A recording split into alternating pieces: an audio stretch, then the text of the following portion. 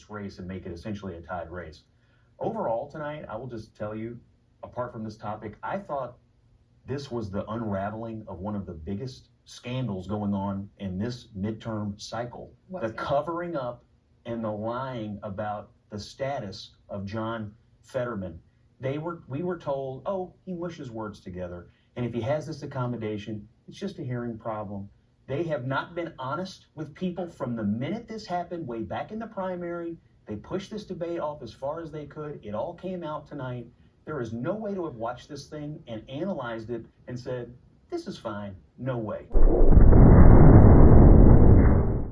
He did release a letter from his doctor last week in a way to put a potential, an end to the conversations where a medical professional described what any shortcomings he had, and he did not describe them as a cognitive issue whatsoever. Right. So I want to be very careful when we're talking about one's capacity and capability to do the job as if it translates immediately to one's cognitive understanding. I don't know that to be the case. Having said that, I don't know if voters who are looking at the power dynamic you speak of, Ron, will appreciate the nuance.